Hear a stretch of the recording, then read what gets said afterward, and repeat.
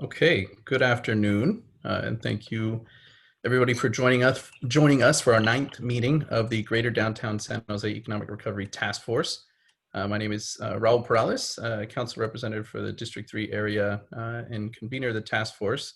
And since our last task force meeting, our representatives have voted for 2 co-chairs to be able to continue to lead the task force. So it is my honor now to introduce those co-chairs. We have returning as a co-chair from Phase 1, the Executive Director of San Jose Taiko, Wisa Uemura. And we have the Executive Director of New Ballet, Dahlia Rossin. Hi. They will be supported by 2 alternates in the event that they're unable to fulfill their duties, and that's the owner of Heroes Martial Arts, which is Alan Gumby Marquez, and the general manager of Hilton San Jose, Jimmy Sarfraz. And thank you to the 4 of you and for your willingness to serve. And without further ado, I will now turn the meeting over to our co-chairs, Wisa and Dahlia. Thank you, Council Member.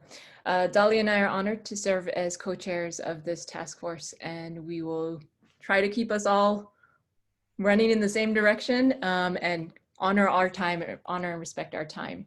For our attendees, thank you for joining us today. There will be an opportunity for you all to participate during public comment later in the agenda. If you'd like, feel free to click on the raise hand feature or *9 if you are calling in to get into the queue. We're going to now quickly do roll call. Please unmute yourself to announce that you are present. Brendan Rawson. Here. Wisa Uemura, here. Gabrielle Antolovich. Here. Phil Mastrocola. I'm here. Oh, thank you. Great. Fernanda Carrera. Here. Adriana Amador. April G. Chris Patterson Simmons. I'm here. Thank you. Enrique Fernandez. Tanya Fleming. I'm here. And my understanding is that Jimmy Sarfraz from the Hilton is unable to come today, so I'm standing in for him. Thank you for the clarification. Thank you. Jeff Arriaga. I'm here. Jay Ross. Here. Thank you. Scott Guggenheim. I'm here. Thank you. Dahlia Rossin. Here. Alan Gumby Marquez. Here. Takahiro Kitamura. Here. Laura Chmielewski. Sorry, I am here. Hi. Thought I saw you. Jonathan Perez. Stacy Shi. Here. Thank you. And Blage Zelalech. I think she might be coming late, so we'll see. Bless you, whoever that was. Now we're going to quickly thank you all for being here. We're going to move on to old business. The next agenda item is to approve our September 9th meeting minutes. The purpose of approving minutes is to ensure that our meeting is being captured accurately in our minutes. I know that the D3 staff has had the minutes linked in the agenda and sent out a reminder either yesterday or the day before. If everyone is comfortable, I'd like to ask for someone from the task force to make a motion to approve the minutes. So moved. Oh, sorry, who is that? Second. No second, Gabrielle. Okay, We Gabrielle. got Jay as the first motion, and then Gabrielle as seconding. Thank you. My screen does not allow me to see all of you at the same time. And then so let's approve. To please unmute, and then we'll say yay if you approve the minutes. Yay. Yay. Yay. Yay. If any are opposed, please say nay. Any abstentions? All right, minutes are approved. Thank you. So next is an informational item. So Council Member Perales will give his report. Council Member, the floor is yours. Right, thank you. And so we have a couple updates that I'd like to provide. First, you may not have heard because just last night, my council colleagues and I approved a business tax exemption in an effort to relieve small businesses that are suffering during the pandemic. And the council unanimously agreed to expand our tax break, though it's going to cost us about $1 million. But obviously, potentially, that the hope here is that it's going to keep a number of small businesses still open. And if you're interested, obviously, in further information, please do reach out to my office in regards to that. Second, the city sent a letter on the task force behalf. This was one of our requests to the state and the governor's office with a list of advocacy items. And I want to thank Bennett Chang. She was with us on the last meeting from our Intergovernmental Relations Department for getting this action across the finish line, and thank our co-chairs for signing on behalf of the task force. And finally, I know my office has received a lot of questions about city services, and I wanted to provide a quick update. Since the COVID-19 crisis began in March of this year, many city staff have been reassigned to other duties. Namely, that the biggest one has been the food distribution, but also housing support and traffic management around our testing and food distribution sites. The city has also significantly adjusted the way that our staff work to accommodate social distancing. City Hall is still closed. We know that we still have a number of employees that are working from home, many that have school-aged children that they're also now in charge of administering their students' schoolwork from home, and that obviously has had a strain on our workload and our workability. As a result of these staffing changes, some of the non-essential services that we would typically be that would be requested through our 311 non-emergency application have been suspended or slowed down, and specifically vehicle abatement. This is, and you may be seeing this throughout the city, and this is something you could report, vehicles that have been parked on the street for more than 72 hours, and vehicles that are non-operational or some that may pose a safety concern. And unfortunately, requests from this are right now not being responded to. Instead, our parking and traffic control officers, they are out to work. There's at a minimal staff, but they are patrolling every street throughout our city in either a 7 to 10 day time frame. So they will hit every street in the city within about a week or 10 days. And they are looking for the most egregious violations. And we are attempting to see how we can augment that maybe a little bit better. But this approach does allow us to equitably provide service to the whole city while we have limited budget and staff resources. Our graffiti removal, graffiti is still being abated within 72 hours of being reported. However, due to whether location, weather, or surface abatements, the times may vary. But specifically prioritizing gang and offensive graffiti, and we remove that within a day. And you can use the app for that, or you can call that in directly at 408-975-7233, again, or the San Jose 311 app. Illegal dumping, that's been a major strain for our city, and you may have seen some news in that regard on how the city is trying to beef up some of our services. And this has grown as the pandemic has gone on, and there's a number of factors there, but I won't get into, but it certainly has been a growing problem. And so we are still trying to get out within 7 to 10 days. That is a delay from our typical response, but we do have some really large problem areas, and those ones are taking a lot longer to resolve, especially as we are trying to work with some of our partners, whether it be Union Pacific or Caltrans for state property. And you may again have seen some of the news in our efforts to partner with those agencies and try to get some of these areas cleaned up. Our pothole service requests are still being responded to right now in a timely manner. Fortunately, we had some ETA dollars that are helping us do some repaving throughout the entire city. We do have some delay in the response time, but most of those are being serviced within a few days. So that is something that is still happening, which is a positive.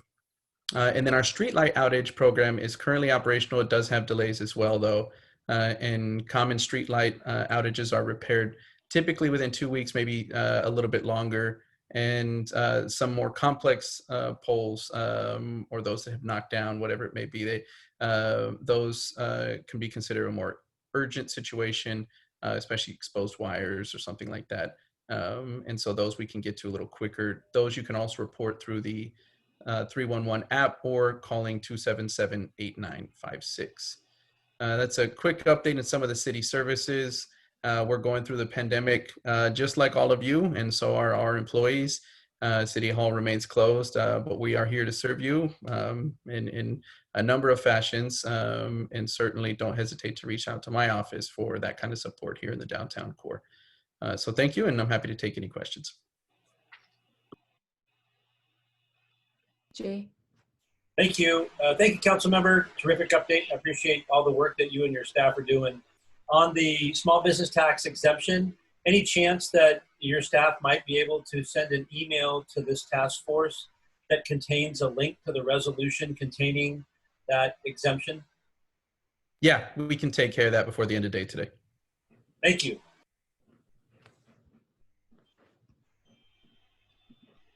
Are there any other questions? Yes, I do. So I know that city staff are being reallocated and things are hard, but an example of difficulty is that the city allows fitness businesses to conduct their business in city-owned parking lots. Well, one of the businesses is having such a hard time with the liability insurance, even though he has the wording in there, it has delayed it by, I think, ever since that proposal opened up, and he's still not able to do his business in the parking lot, and he's losing money all, this whole time. How can we, make it easier for businesses to conduct business? Yeah, that's a great question. And obviously each individual special use, whether it's for gyms or bars or restaurants, taking advantage of some of our outdoor or al fresco business operations, could have their own individual unique circumstances. And we do have staff, though, specifically within the downtown core, Blage and through her office, right, to support as businesses want to take advantage of that opportunity and to ensure that they're meeting the guidelines and they can be able to operate. We don't advocate for it in the city, but we've seen a lot of businesses do the sort of operate first and then ask for support later. That's the reason we can't advocate obviously for that is because those businesses could be subject to getting shut down by the county, or even warned or cited by the police department. But we recognize the challenges that businesses are facing, and we want to be able to help them to operate legally. And so for those individual ones, I would say certainly I know that in particular is not in the downtown core, but I would reach out to Councilmember Davis's office, and if you're not finding support, then my office would be happy to be able to try and assist and see what is missing in that particular situation. Great, thank you. Any other questions? And actually, I'm going to take a brief moment to encourage you to use the raise hand feature of Zoom because we aren't allowed to use gallery view while we're sharing presentations. So it's really hard to see your timely hand raises visually. Oh no, that's for everybody. We all are getting used to this format. So, and are there any other questions for council member? Doesn't look like it. So at this point of our agenda, we were hoping to get a update on the phase 1 recommendations that were made by this task force. But Blage is not here yet, or she's running a little bit behind. So we're going to move on to the next portion of our agenda. Dalia.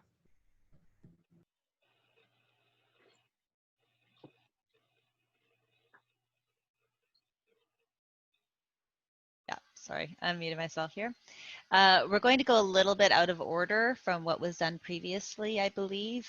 Usually public comment is reserved until the end of the meeting. But at this time, we'd like to invite anyone from the public to comment on anything relevant to this body. So in your Zoom toolbar, please, as Lisa just said, if you'd use the raise hand feature, once you do, the District 3 staff will call on you one by one and unmute you. And please accept the unmute.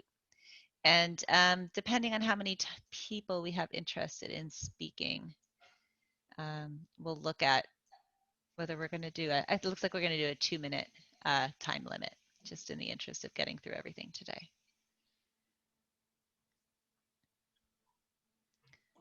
So do we have someone here from District 3 to look at anybody raising their hands? Looks like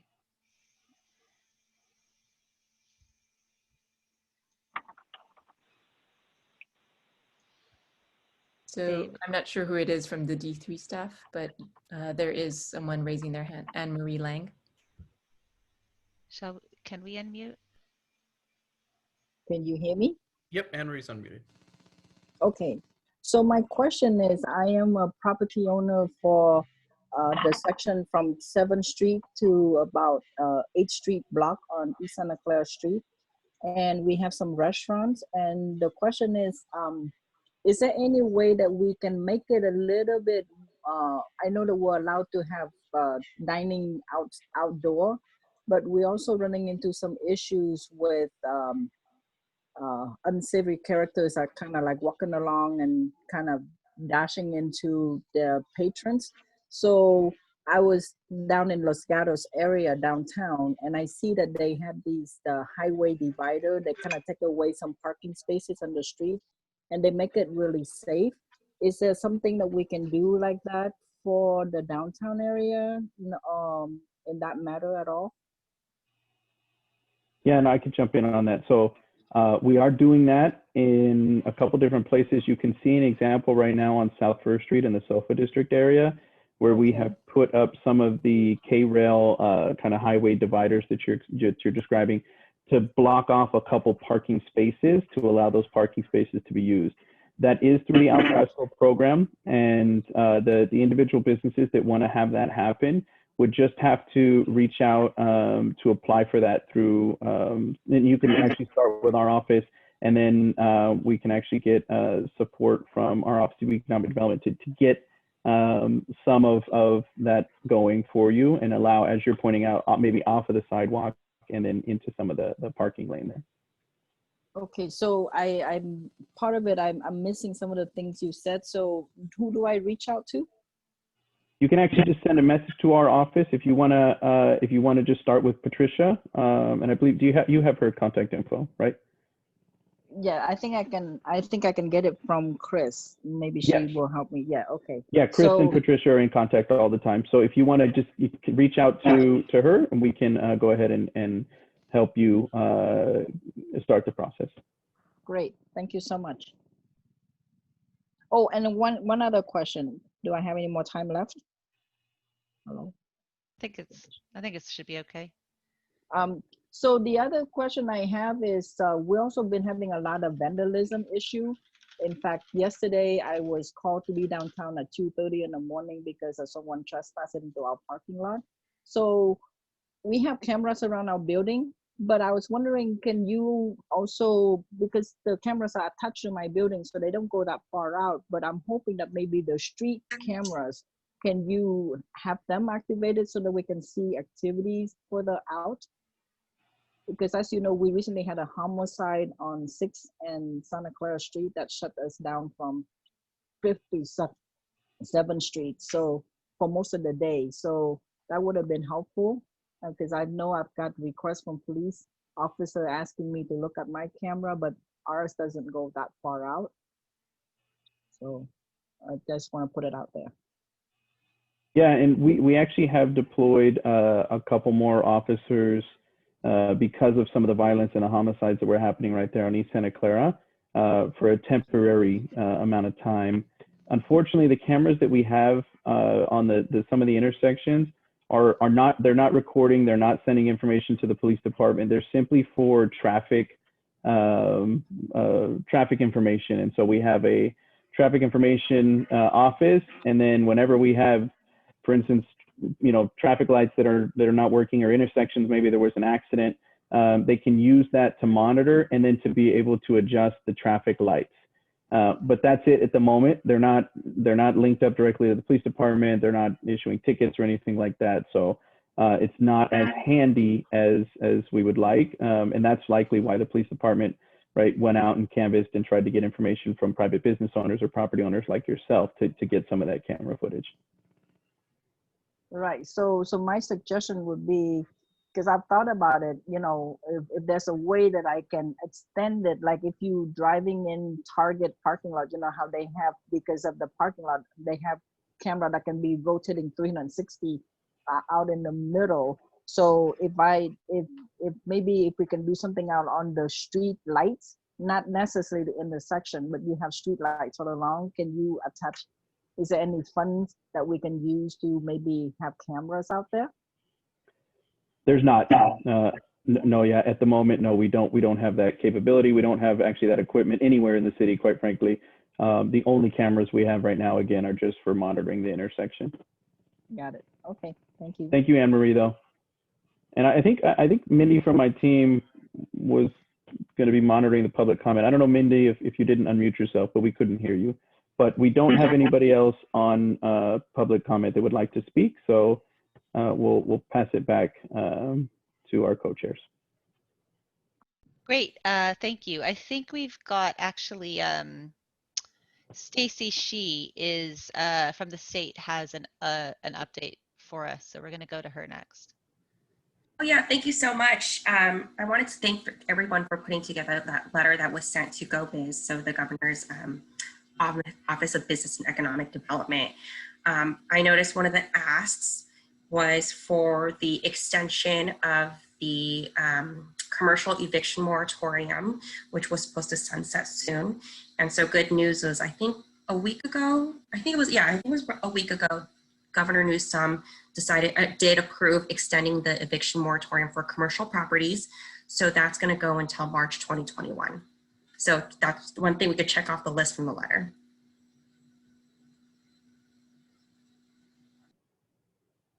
Great, thank you. And it looks like Bajay is here. Should we, she was going to give a quick update in old business about our work in the phase 1. So maybe we do that now before we move on. Sure, we can do that. Hi, everybody. Sorry, I was just at the SOFA committee meeting. So that's why I'm a little bit late, but nice to see all of you. I think there is a slide, David. Yes, thank you. So you can all kind of see in a nutshell where we are on the recommendations that came from the first part, or the first phase of the task force. And this is kind of a shorthand version of them.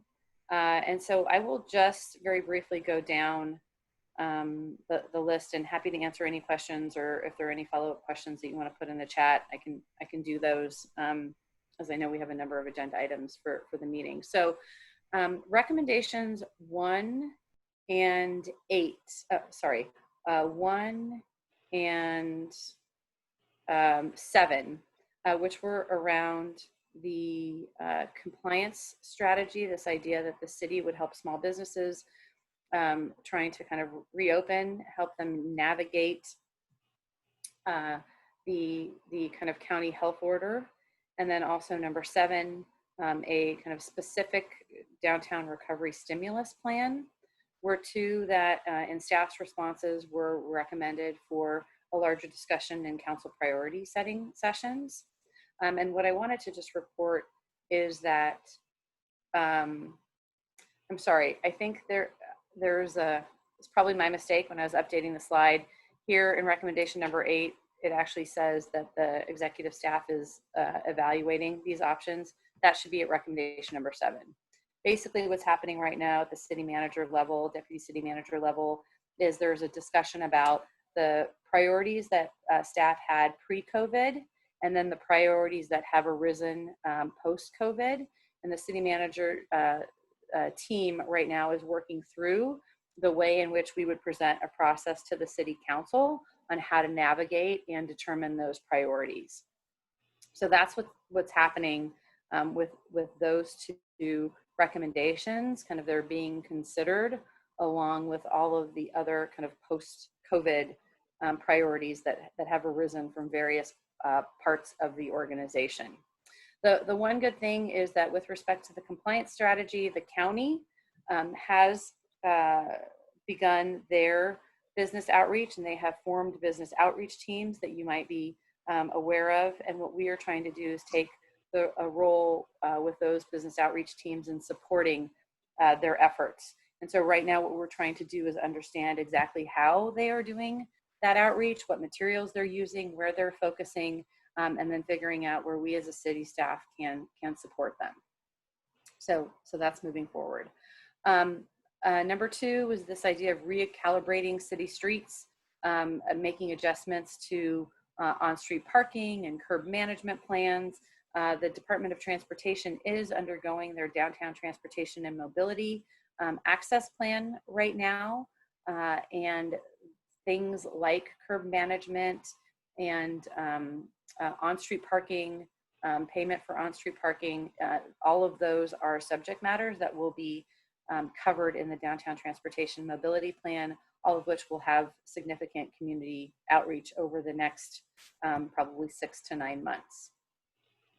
With respect to Alfresco, we have closed an additional street downtown. So Post Street now, along with San Pedro Street, are both closed for outdoor dining and outdoor business operations.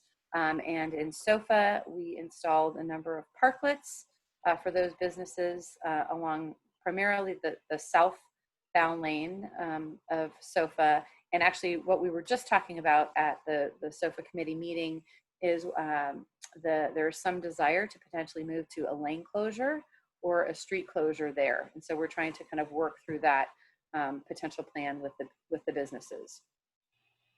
Recommendation 4 was about an integrated kind of overarching downtown marketing recovery campaign. And so just to let you all know, there have been regular meetings with the Silicon Valley Organization, Team San Jose, SJDA, Downtown Association, and the city, in which all of these organizations are really have opened their lines of communication about how each is promoting downtown San Jose and the greater downtown to their specific constituents, and also figuring out where there can be overlap in marketing. There isn't kind of one overarching campaign, because as you all know, as marketers, it's oftentimes difficult to institute one overarching campaign, but there is increased coordination and communication, which is very positive. And on the same front, there's a subcommittee of this task force in phase 1 that continues to meet on Friday mornings and continues to talk about the idea, the Safely Social San Jose idea, and continuing to kind of bring that forward. And so we're all kind of monitoring the best next steps for that committee.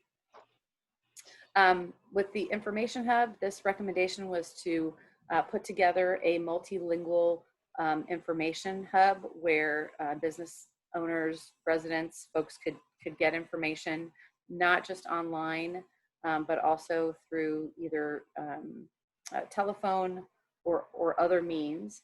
And so just to let you know that we continue to use sjeconomy.com as kind of the hub for information for our businesses and business constituents. We continue to build out those pages in multiple languages and trying to be more robust and thorough about the translations that are there, not only with Google Translate, but translating those pages. The other thing that COVID SJ19 business email continues to operate, as well as the phone number. And so we're answering those calls regularly. Legislative advocacy, I think Stacy already touched upon the letter that was sent out to the state and also through our intergovernmental relations team. We'll continue to kind of monitor the items on that list that are of interest to the committee. We already talked about number 7. Number 8, we've got a meeting that is set up for later on this month with event producers and our public safety staff. So we're going to continue to work through the recommendations and the desires of the subcommittee there. And then with number 9, we did bring to City Council in late August, or actually early September, an amended emergency order, which allows now personal care services and retail operations in the public right-of-way. So on sidewalks and in parklets. There are also a number of other kind of use categories that can now operate both on this public sidewalk and in parklets. So we're trying to continue to move all 9 of the phase 1 recommendations forward in a variety of different ways. Sorry for the long update. Happy to answer any questions. So I think in the interest of time, we'll save questions for this this portion of the meeting until a little bit later, because we do have our guests here from the county right now. Thank you very much, Blajay and everyone else, for all of that. And I guess last week we spoke about the present conditions in our respective industry, and today we'll be talking about moving forward in the future. In one aspect or another, public health is a critical element in all of our business operations, governed and enforced by several layers of government. There's a lot of uncertainty, and today we hope to learn about what will most likely be expected from our industries in regards to public health moving forward.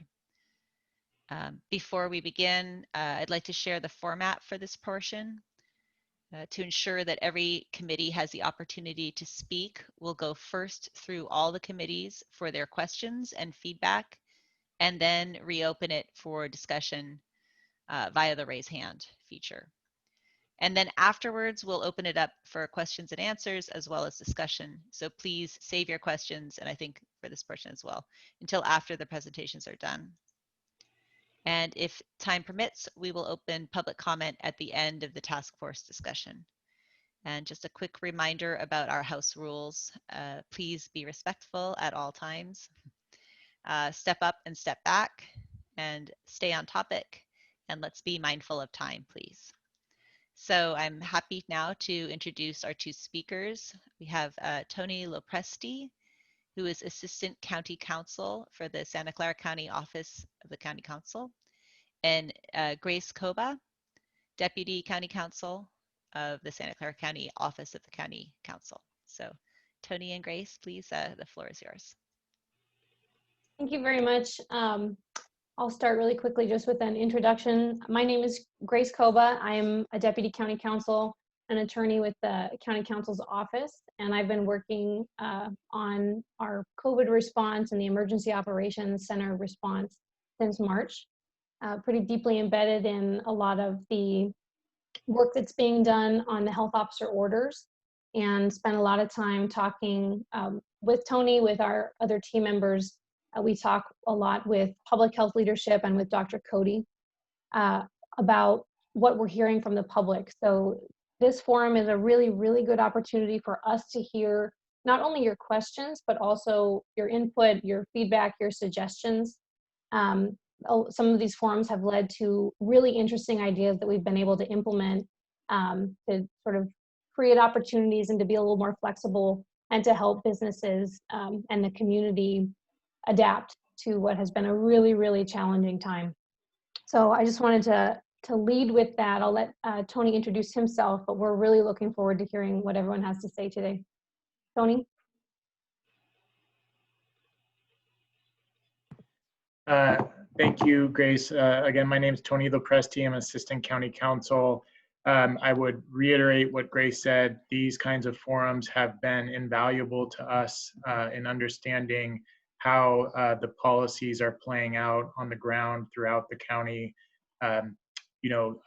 these policies are being made oftentimes in real time, responding to the public health data that folks are seeing in the public health department, and how they operationalize on the ground is sometimes beyond us in our policymaking role until we get out here and hear from folks like you who have been able to, I think, oftentimes provide us with very insightful input and very creative input about adjustments that can be made. And so, we're really thankful for the opportunity to speak with you, to listen to you, and hopefully answer some of your questions. So thank you. I'm going to start just with a very brief overview of the current orders that are operative and that are controlling right now. I'm sure it's review for many of you, and so I won't take too much time, but I've found that it's helpful just to make sure everybody's on the same page about which orders we're actually talking about here. The county order that's currently in effect was issued on July 2nd. It's our county risk reduction order that contains some generally applicable rules for individuals and businesses or business entities in the county. Accompanying that risk reduction order, there's a set of mandatory directives from the health officer, and those are really designed to provide more specific rules, requirements, guidelines for industries that need a little bit maybe stronger guardrails because their normal non-COVID operations would pose a higher risk than maybe some other places. So for example, personal care services business, there's close interaction between the client and the worker for a long time. So we've drafted some rules for how to safely conduct that kind of operation. So there's a set of industries that have a mandatory directive in addition to the risk reduction order. I'm sure you're familiar with the one that is applies to your particular industry. We're also operating under the state's order from August 28th from the state public health officer. The August 28th state order is also similar to our risk reduction order, is accompanied by industry-specific guidance documents. Our county order requires industries to also follow state industry guidance. So if you're, for example, a gym, there's a gym directive from the county. There's also a gym industry guidance document from the state, and you'd be required to follow all of the rules in both of them and applying the stricter rule if one is stricter than the other on a particular point. The state also, through its August 28th order, has put in place the blueprint, which I know we're all very familiar with, the purple, red, orange, yellow tiers. The blueprint is what established that 4-tiered system. And, it doesn't quite line up exactly with the county order. So right now we're in red. There are a few areas where the state is stricter than the county. There are a few areas where the county is stricter than the state. And just as I said before, we're always going to have to follow the stricter requirement. So if the county is stricter than the state blueprint, that's what's going to control until the county order is changed. That's the bird's eye view, and I wanted to provide a couple quick updates that may not have actually circulated yet because they're very recent, and I think they're interesting, both of these updates, because they actually both came out of forums just like this one. We were hearing input from the community on this first topic, which is live streaming.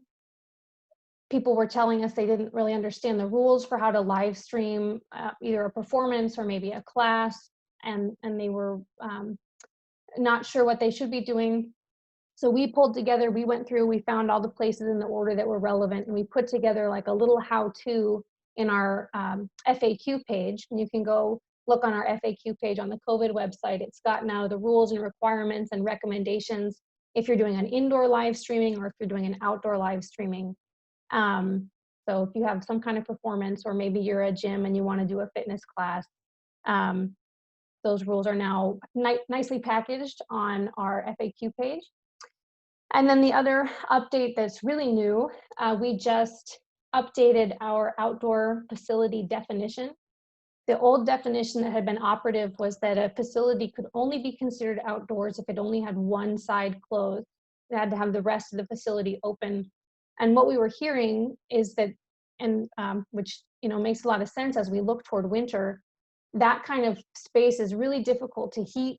It's really difficult to provide wind and rain protection. And as facilities that are trying to operate outdoors are looking toward weatherizing and winterizing maybe their dining space or their outdoor fitness space, it was looking really difficult with that definition to make that happen. And so we took another look. I won't, in the interest of time, I won't go through all the details now, but the new definition, we're hoping it provides a lot more flexibility to businesses to create spaces that are going to be workable, or at least more workable in the winter months, without sacrificing the safety that being outdoors brings. So, in the short summary version is that you need 2 faces of your facility open, with the top being one of those faces. So if you want to cover the top of your facility, you need 2 walls open. If you want the top open, you only need to have one side open. And we're hoping that creates just more flexibility, and then opens up some spaces that might have been unusable before. Maybe now they're usable under the new definition. So that's on our FAQ page as well. That is operative as of now. You can go take a look at it and see if that might impact your business's operations, or if it might help you plan for the future. Tony, anything to add there? No, I think that really covers it, Grace. The only small thing I would say is just that, Dr. Cody and the folks that work with her are very well aware that winter is coming, and that there are, some real challenges that poses with regards to the structure of the risk reduction order, which really emphasizes outdoor activities as compared to indoor activities.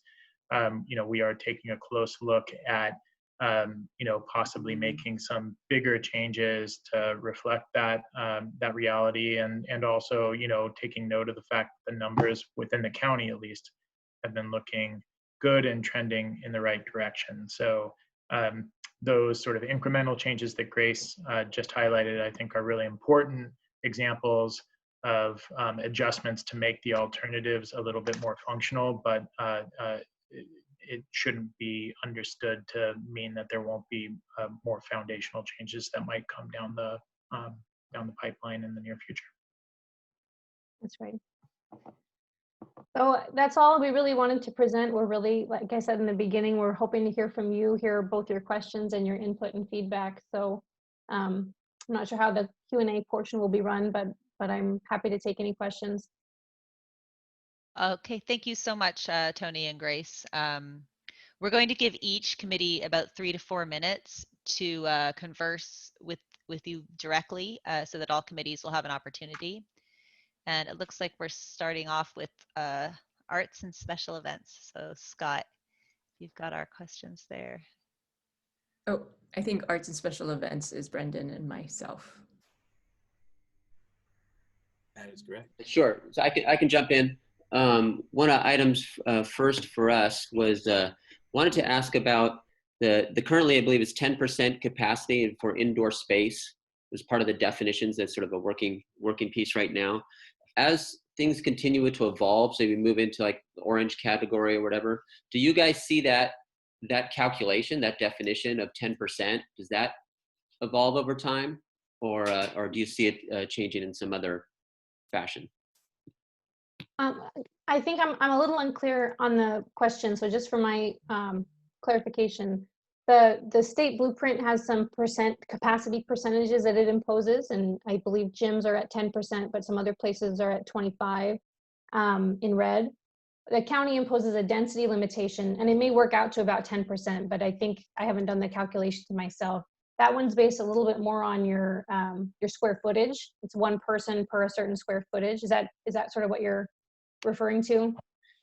Yes, correct. And it's kind of a matter of whichever one obviously is going to be more restrictive in our area. But do you see whichever tool is being used, will those continue to evolve as we move forward? Would you expect like that, the 10% or the per square footage change? I think we're certainly looking at that all the time. I'm not sure it would be right to say that we expect it to get a lot more lenient. I think that as we look at whether we can open more indoor activities as we go into winter, indoor is that, the science just keeps showing over and over that indoor is just more dangerous than outdoor. And so, a density limitation or how many people you can have in the facility is one of the safeguards we have for indoor activities. But of course, everything's open to change.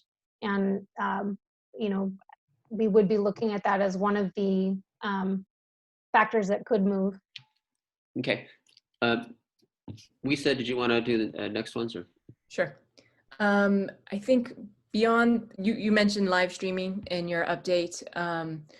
Beyond the theater facilities, there are other arts and culture organizations that are recording performances or classes for maybe not live streaming, but also just for later execution and sharing. Is that okay to do if we're following all of the gathering, indoor, outdoor, etc.? I mean, some of us are able to come in under some of the industry specific guidelines, and some of us are not. I mean, it is a very, very diverse field, but I just want to confirm that we can record for future performances. Yeah, no, absolutely. It's a great question. And we did sort of draft the FAQ. Live streaming or broadcasting or recording for later distribution, all of those are fine. The mechanics are pretty much the same. And so from a public health perspective, that's just fine. And any industry could live stream or record according to those rules. It's not specifically just for theaters or just for a specific carved out industry. Okay. I think, yeah, if you want to take this is more multiple, it kind of fits Tyco. Yeah. Yeah. Sorry. Yeah. Since there, for our organization, Tyco, there aren't any specific orders that currently list our type of business or activity. So we've been advised to balance between 2 to 3 different industries orders, gatherings, dance studios under gym and fitness centers, and as well as children's activities, since that's what we're primarily looking at. And complying with the most stringent of the rules amongst those 3 orders. What would be needed to, like, for any organization like ourselves that's not a nice clean fit in the currently defined industry specific orders? What's needed to justify our self-classification into these, into the buckets? So can I ask, is this a martial arts? I'm not familiar, I apologize. Is this a martial arts studio?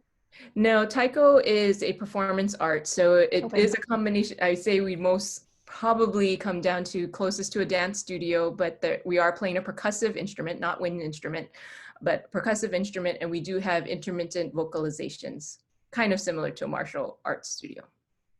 Okay. Yeah, it's a great question. And specifically industries that are sort of on the borderline that are providing any sort of services for children or youth have found themselves straddling a lot of different directives and a lot of different industry guidance documents. Unfortunately, on this question, our hands are really tied by the state. And I'm not trying to throw them under the bus, but they have been quite clear that they don't care how old the people taking the class, they don't care what ages are being served. If it's a fitness facility under their definition, it must follow fitness facility rules. And any other directives that apply. So there's a youth sports state guidance document. If it were maybe a basketball camp, the gym is a fitness facility. They're doing youth sports, so they have to follow those 2. And then you've got the county documents. At this point, unfortunately, I really don't have a great answer for you on how to only fall into the one category, because we cannot carve out any, if you're a dance studio or something analogous, we can't carve you out of the state gym's rules. Those are going to apply. Can I just add one thing to that, Grace? Yeah. So, in terms of classifying, there's no sort of magic designation that you would give to yourself or that the county has for you. It's based on your activity, right? So, dating all the way back to the first shelter-in-place order, businesses have retooled themselves to, better fit into certain categories that might be less restrictive. So, for instance, if you are providing services to youth and you decide you just can't do that right now because it's too hard for you to comply with that directive, and you stop providing services to youth, you do not need to comply with the youth services directive at that point, right? It's not like you need to call us up and say, okay, do we now have authorization to change our classification? It's really about the actual activity you're engaged in. Okay. So I guess our last question is sort of building on this and kind of this issue around some ambiguity for cultural organizations. What is the process in terms of recourse for groups around challenging these sorts of determinations? You mean challenging the determination of which type of facility they are, or challenging if they are contacted by an enforcement authority? Say if it was based on the idea that the enforcement authority said that you are this dance studio, and the organization wants to make the case, we're not. We really are doing this. So how does that process work? So I'll start by saying the entire enforcement structure that has been built is based first and foremost on an education model, education first. And sometimes that won't be possible because there are going to be some events that are pretty egregious. If we've got 500 people who are, throwing some kind of rager, we got to stop that immediately. But if it's a business that's operating and maybe it hasn't submitted a social distancing protocol, or maybe it seems to be operating not quite in line with what we think it should be doing, there's going to be a process of communication from an enforcement officer. There's going to be, it's the purpose of the program is to be as collaborative as possible, to educate the business about which rules apply to its particular facility. And those enforcement officers have a direct line of contact to people who are really familiar with the orders and can talk to them about, okay, well, what is this business actually doing? Let's see where it fits. And we try and keep those lines of communication really open. This is not a program that's set up to just come in and drop the hammer and tell you that you're doing it wrong and fine you. It's really more about figuring out how things can be done safely and in compliance with the order. Thank you. I think we do need to, thanks very much, move on to the faith-based and community spaces committee, please.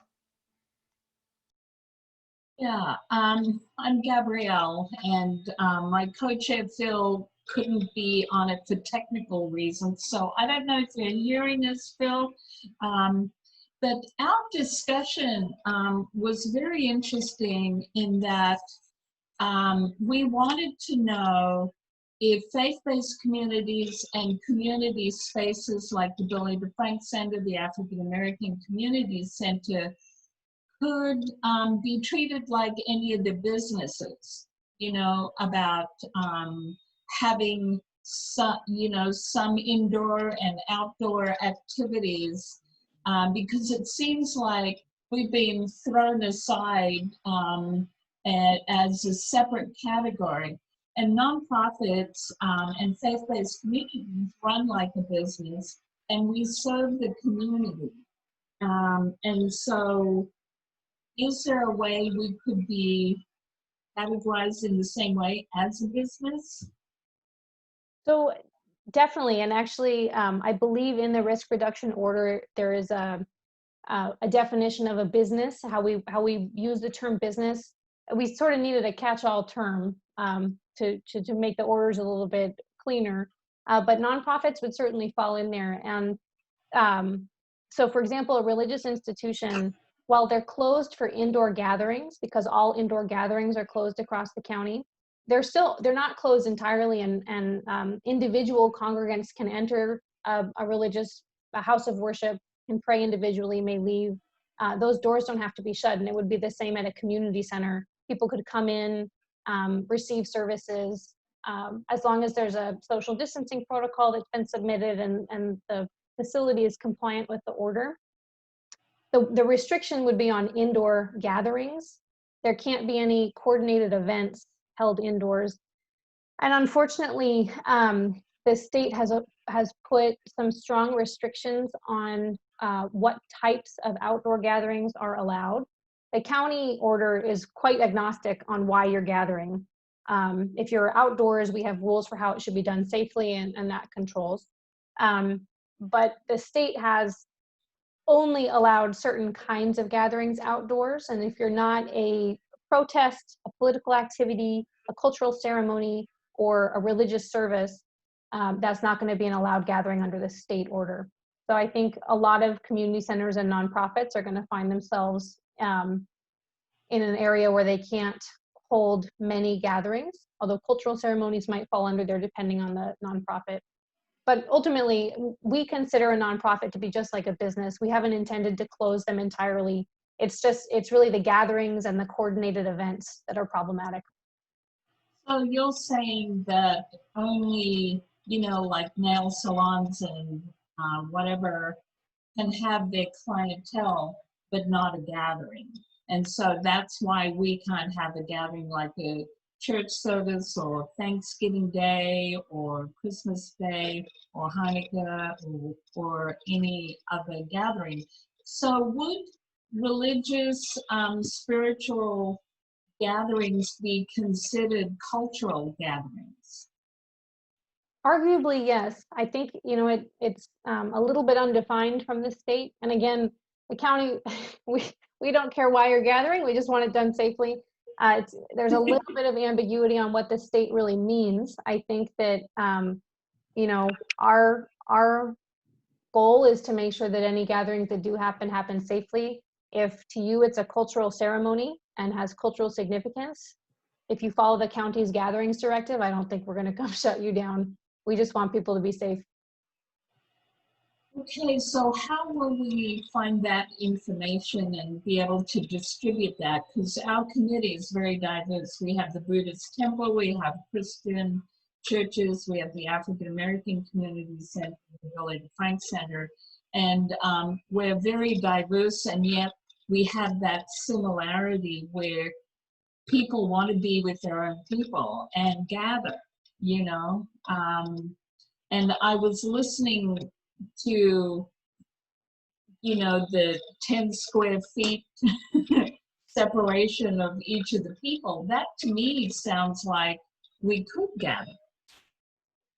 So yes, the county has on its, so if you go to the county's COVID website, there's a little bit of navigation you have to do, but if you go to the public health order page, the mandatory directives are in there, and there's a mandatory directive for gatherings. Currently, like I said, at this moment, only outdoor gatherings are allowed, and under the state's rule, only certain kinds of outdoor gatherings. But that directive is going to have all the rules that need to be followed in order to have a safe gathering.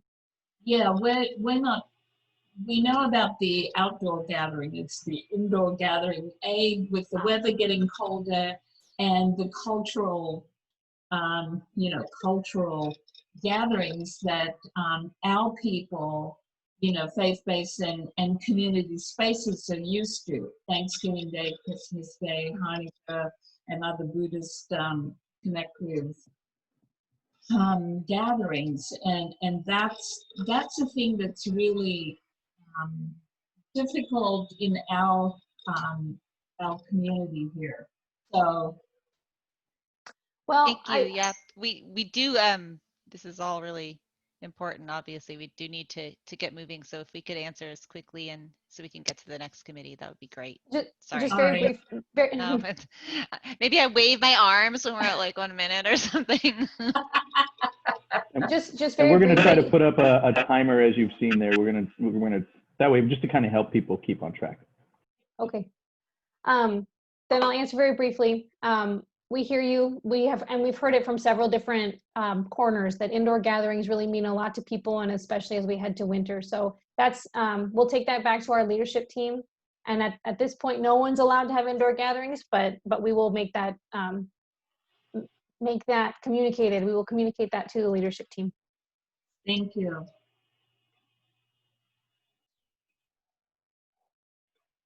Food and Beverage Committee is next, please. Hi, thank you for being here with us today. Hi, Adriana, you're here. Okay, I'll go through some questions and then you can follow up with the other ones. I think our committee, the biggest concern, well, I think you answered the first one, which would be the restrictions. We're still on July 2nd guidelines.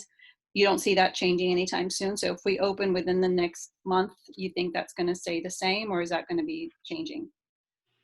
So I am unable to give any timelines, unfortunately. What I can tell you is that the conversations about winter coming and the need to maybe make some changes, those conversations are ongoing and very robust. But unfortunately, I can't give any timelines. Okay. We had one of our committee members that had a recent inspection by the health department, and she got dinged on not allowing her customers to go inside for the bathroom. And we had some different committee members asking, because some are at their door delivering the food, giving out the to-go, but they also have some tables outside. They're pretty much doing a barrier so that people aren't going inside their business. So if they have some tables outside, are they required to let people in? You know, I'm not sure that that's a requirement in the dining directive. They were inspector okay. got on that. Can you, do you know the name of that business, Fernanda? I think it was Roy's station, but the others that asked about it don't have, they're just doing to go. So they don't have table service. They're not bringing food out to the table. They are, letting people coffee shop food. Yeah, like a coffee shop. They're letting people sit at the table that's outside of their business, but they're not letting anyone into the business. But now they're afraid that they have to because of the bathroom usage restriction. Or yeah. Yeah, I think Tony and I will look into that. The outdoor dining directive is clear that one of the only reasons customers may go inside is for the restroom. But I'm not sure that it imposes a requirement to open restrooms if you don't want to. So we'll take a look at that. I have to say, I'm not familiar with Dr. Roy's. We have a Dr. Roy on our staff. I'm not familiar with Roy's station getting a notice of violation. But if you can let us know about that, we'll follow up. It's possible that it was just a hard warning, and I don't know if they wrote her up or not, but that was something that they told her that she needed to correct. Okay. One thing you should know is that we do ongoing education and sort of dissemination of information across all the different folks in the county that are interacting with the public, including all of the enforcement officers. So we'll make sure to clarify that point for folks and make sure they understand that folks can go inside for you to use the bathroom. Okay. Adriana, do you have the list of questions, or do you want to go to the next two? Well, I think the other one, it was about the bathrooms, and it's still the same. There's no protocol of what to follow, how to clean them, how often, if there's a safety. We're at 1 minute. Sorry. Sorry. Yeah. Okay, can I just ask one quick one? When you do the 25%, let's say you open up restaurants and we do 25%, is that also including you have to have the 6 feet apart from tables? So if your 25% is, 3 tables, you also have to make room for the 6 feet as well. Yeah, so there's a couple different things going on. The first would be the state, they may impose a capacity limitation like the 25%. There's also the county's density limitation in our order. That's a different calculation, but it's still going to yield a number of people that may be inside. So you have to do the 2 calculations and then take the stricter one. And then on top of that, you do, at a minimum, there will be 6-foot distance required between the different tables. I think it's fair to say that whatever the rules for outdoor dining are, they probably won't be much relaxed indoors, and if anything will be more stringent because of the danger of being indoors versus outdoors. Is that capacity going to include your employees as well? I'm not sure. I don't want to give an answer yet, but we will certainly address that whenever we put our indoor dining guidance out, whenever it's time to do that. Okay, we still had a few questions, but I don't know if we're not able to ask them or not. We are at time. I'm sorry. Sorry. Maybe if we've got time at the end. We're moving on to general retail and services. Thank you, Delia. Thank you, Tony and Grace. This is Chris Simmons, and April G, she is here though, but she said she jumped in a little bit late. So my question, I'll ask the first question for her. She was asking about the parklets, because I know Blage is still on, I hope. And she was saying she was told that they ran out of money. But to go back to what Raul was saying earlier about commenting on the concept that Anne-Marie mentioned about what they're doing in Los Altos or Los Gatos as far as the the highway barriers to allow people to park, not park, I'm sorry, using the area for parking so people could shop and eat. Is it going to be an opportunity for that to be implemented since the monies have run out for the parklet program, or did the money run out for the parklet program? So just really quickly, I don't want to take the time away from the county on this question. This is definitely a city question, and there are some there's some clarification on what you just said that needs to be had. So I am happy to have a separate conversation about this, Chris, with you and April, with April specifically about the parklet. Okay, but I do have, thank you, but I'm going to utilize my time. So I do have a question for Tony and Grace. So Tony and Grace, just to understand the gathering. Okay, so it's just not clear. You're saying people can gather outside, but you have stores that are in our city that are actually open and people are going in to shop. I have a retail store, and I also have a gathering space that's both in San Jose. And so I'm trying to figure out how can I utilize that if at all, because the bigger space, we had it for an indoor market. Now we can't use it because that would include gathering. So can you clarify where, I don't know where I am, because some places are open and some places are still unable to open as retail.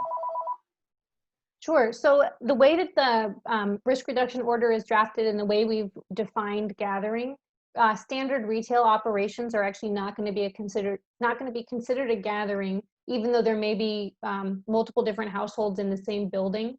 The idea of the gathering is that it's multiple people coming together in a coordinated way where they're going to maybe arrive all at the same time. They're going to sit together in the same room or stand together in the same room for a chunk of time and leave together. And you know, we don't want people sharing that space for this coordinated activity, which is different than retail or other sorts of businesses where someone comes in independently, they kind of do their own thing, and then they leave. And maybe they're with members of their own household, but it's not an activity that they're doing with a whole bunch of other people at the same time. Even though there are other people in the space, everyone's sort of on their own track. So if you have a space for retail, it can open so long as all of the retail rules are followed. There's a state guidance document for retail, and then the county order would require a social distancing protocol and a couple other things. So as long as those requirements are met, then retail is open. Thank you, Grace. I just want to sort of, I've heard this as a thread throughout the conversation, so I just want to highlight it because I think it's really helpful to understand. Again, it's not the type of business as you might think of it, or the type of space that is as much at issue as the activity that's occurring within it. So if you've got a gathering space, you can't use it for gatherings, but you're absolutely welcome to use that for retail or for any of those allowable activities. Oh, thank you, Tony. We're at 1 minute here. Well, I think I asked everything, but I appreciate it. You could yield that time to someone else. Thank you. We appreciate it too, because we are on a little bit of a strict time crunch here, it looks like. So hotels and hospitality, please. Hi all, this is Tanya Fleming. I'm sort of sitting in for Jimmy, who I believe was on last time. My understanding is that we don't have any committee updates after what was brought forward last week. So I think unless Enrique feels otherwise, we're giving some time back to the group, to the committee. We're selling the time. But selling to the highest bidder. Exactly. Now, I mean, just we had 2 meetings, just real quick. Thank you, Tanya. We had 2 meetings, and we are in the process of doing the next meeting to actually meet with city and airport representatives on Team San Jose, looking at marketing as our goal. I mean, and how we can just pull our efforts together to market San Jose during this pandemic. So that's a quick report. Thank you, Tanya. Great. Thank you so much. So with this boon of time that we suddenly have, I just wanted to go back to capture one of the questions that was asked under food and beverage about standards for cleaning bathrooms. So the standards for sanitization that the county has are in the social distancing protocol, and if there's a directive that's relevant to your particular facility, you should look in that directive, because there's oftentimes some specific sanitization requirements there. If you don't see anything specific to bathrooms, and I'm not actually aware sitting here right now that we have anything specific to bathrooms. We haven't created our own specific to bathrooms, but the outdoor dining directive does require that restrooms are cleaned according to CDC guidelines, and we link to those. Got it. So that's what you need to comply with. Mm-hmm.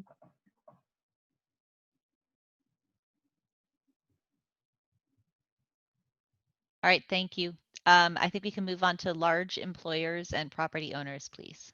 Great, thank you. Hi, Grace. Hi, Tony. There's four concepts you can take back for your consideration and discussions with leadership from our committee. Is that we're looking for predictability, consistency, reasonableness, and support.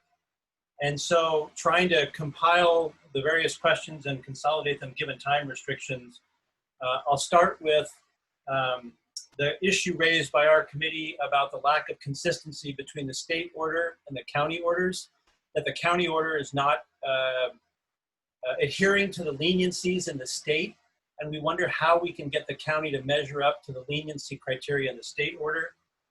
There's also a sense in our group that stakeholders, business owners and operators and property owners have expertise that could be very helpful to the county in terms of how it can come up with rules and procedures, but those stakeholders are not being engaged to be able to offer their expertise. And then it also occurred to our committee that the county is appearing and acting in its best efforts to be conscientious and safe and do things that it believes are in the best interests of the community and citizens. But it seems to us that the citizens' tolerance, the community's tolerance for risk, at least is either not considered or is not expressed, that it's been taken into consideration. So query about how the communities and businesses and property owners' tolerance for risk can factor into decision-making regarding the orders.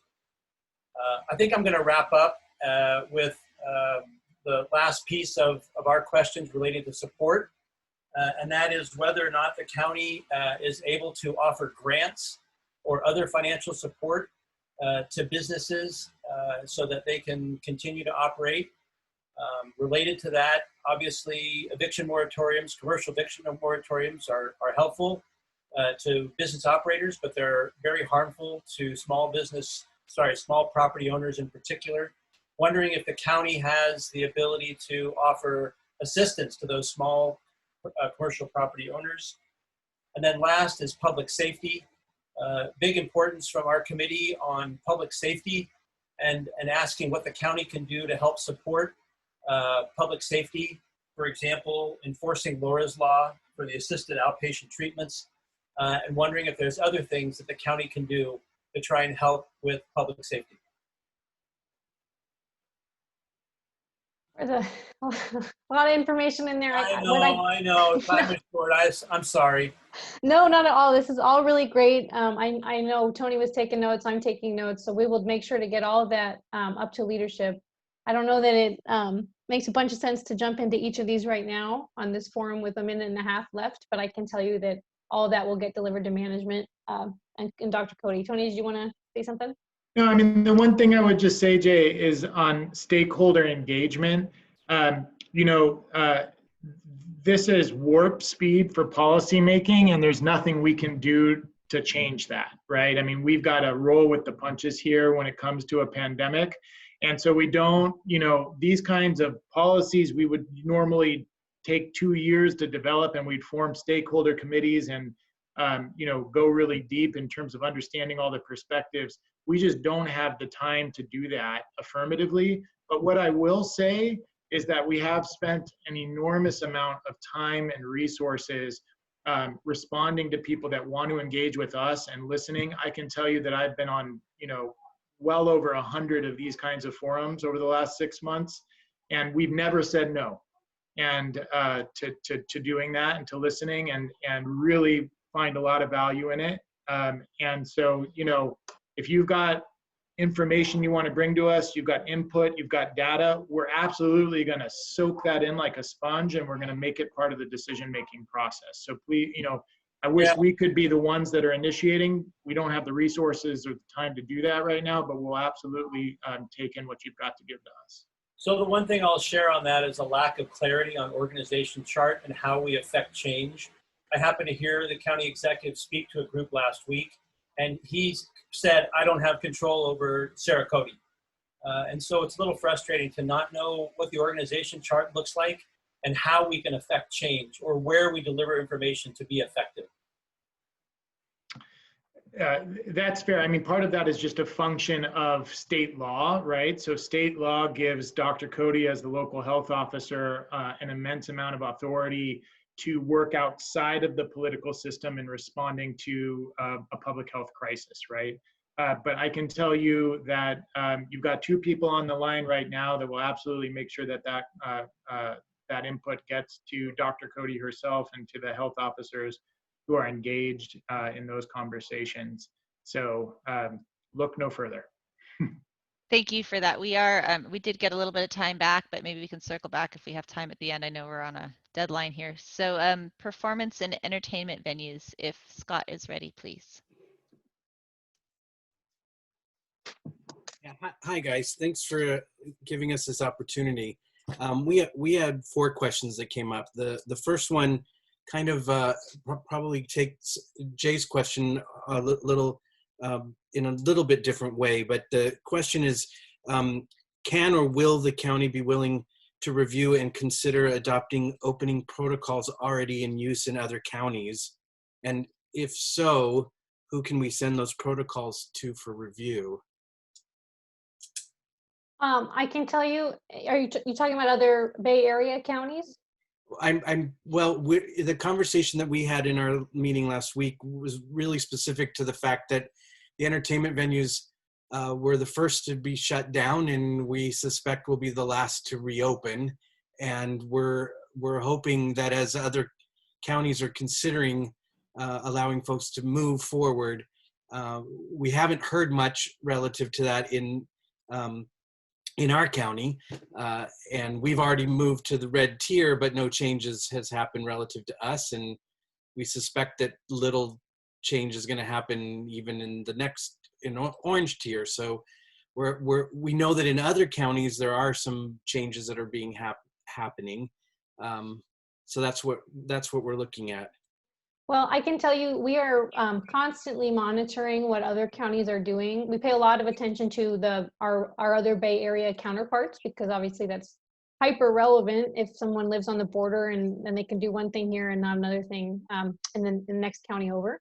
But we also are paying attention to what is happening elsewhere too. We're very happy to review any protocols that you'd like us to look at that other people are using.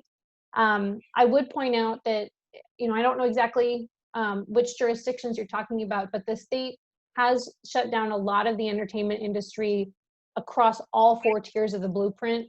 Live theater is closed in every tier of the blueprint, concert venues, a whole bunch of those the entertainment industry is going to be closed for live audience activities for a really long time because the state won't even open it in yellow. So even if Dr. Cody were at a place where she wanted to open it, we cannot go less strict than the state. They set the floor. So, the indoor live streaming, outdoor live streaming allowances and rules that we've put together, we're really hoping to address the needs of this industry and others like it. And we're hopeful that provides some flexibility. But, some of those restrictions are coming from the state. That said, like I said before, we're so happy to look at anything that other people are putting in place. We've certainly informed a lot of our restrictions after reading what other people are doing. So happy to look at those. Okay, so I guess with our time limited, I'm going to jump because our second question was looking at how to prioritize approving safety guidelines for indoor venues, but that seems to not be even a question right now. So I'm going to jump. Will the county work with us to set up some kind of a task force or a timeline for the entire county, not just downtown, as far as looking at criteria for opening venues?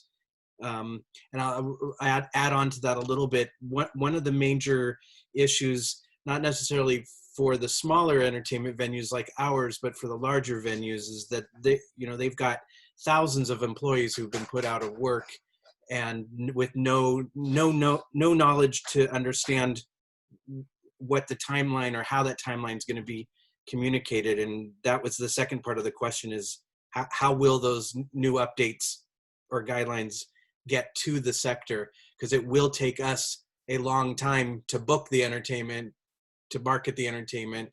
And are we going to find out day of, or is there going to be a process in place to make that happen? I do think we're out of time, so I'll just say briefly, I think the task force question, Tony just touched on it a little bit. We love hearing from you in this kind of forum, but in terms of setting up a task force, we are really operating at lightning speed. That said, I'm happy to take that thought and input back to our leadership team as a suggestion. And then in terms of communicating what's happening and communicating out to the sectors, we do a lot of that through our website, and we also have a public information team, and their whole job is really to make sure that the public is as aware as possible of what's going on. I think the best source of information, though, to stay updated for yourself is to regularly check the website. All the updates are posted there. Thank you. I'm just going to jump in real quick there to just state on behalf of the committee that we were just speaking of performance and entertainment venues, that statement that you made about the state having absolutely no interest in looking at reopening these types of businesses across the board is the reason that this is a panic. I mean, you basically just signed or spoke to the death of performing arts, and the fact that it's not a priority, it's not on the table when movies are, when all kinds of other indoor gatherings are, is beyond disheartening. And I would be remiss as a representative for my committee to not say that to you right now. So let's move on, please, to personal care. So Dahlia, totally well understood. I just want to make clear and make sure everybody understands that that's not our decision, and we don't directly impact that decision in any way. Sure, understood. However, you should know that that is. I agree. Okay. Well, listen, you'll get no argument from us on that. I just want to make clear that we can speak, to what the county's doing and what the county's restrictions are. I think when it comes to sort of the direction we're going on entertainment and arts and theaters and stuff like that, when the state's got really strict restrictions on it, I think it's really important that groups like this communicate very clearly with the state, because that's where the impact can be made in terms of. Well, we look to your partnership for prioritizing it and speaking out for our organizations. Let's move on, please, to personal care. I guess I'll talk. Can you hear me right now? Our committee is down to 2 people, Taki and myself. And I think on our meeting, we had a lot of the same concerns that Jay Ross put up about the consistency between the county and the state and the confusion level on that. That's pretty tough to deal with, especially since, like, in this time, we spent a lot of time kind of like looking at the state numbers and seeing what's going on right there, and then wondering if it has any bearing on what our county is going to go ahead and do. So that was like one thing that we had on there. And then the second thing that maybe affects the personal care industry more than some of the other industries, or it certainly affects the personal care industry, is the consistency between county and county, and like, how Santa Clara has been more restrictive on certain things than others. For example, like actually all of the barber shops dropped off of the committee for whatever reason. But it was a big issue if, like, we were on the same tier, and then you can go get a haircut in one county and not in our county. That was going to destroy businesses there. And there's a bit of a sense from the county of frustration, a bit of a lack of empathy going on, a bit of a lack of concern about, like, I'm certainly grateful that we're at the point right now and that our test numbers are low and where we're at. And but there is certainly kind of like, from some of the statements before, some of the ways that they've gone about it, a bit of a lack of empathy towards the businesses on there. It's like, okay, like 100% of everything's going on keeping people safe. which I can understand. That is certainly Dr. Cody's job right there, but there's other considerations, financial, emotional, legal, things like that going on right there, which doesn't seem to necessarily be addressed. I would say that it was only in the last meeting when Ellenberger brought up, I don't want to say it was a retort to it was reported by the Mercury this week, I think, that the supervisors had a responsibility. It was Cody's responsibility to care for the health, and it was the supervisor's responsibility to care for everything else and look for everything else that's going on. So that was just a conversation that we had in our committee, but I want to leave other time for either a response or other people to contribute to this. I can tell you for sure we'll bring that back. And I can also say, you know, we've heard before this concern, and I think I mentioned it already. If somebody can do something in one county, can't do it here, that does create tensions and difficulties for our workforce. And so that's something that we'll happily elevate. And thank you for those comments.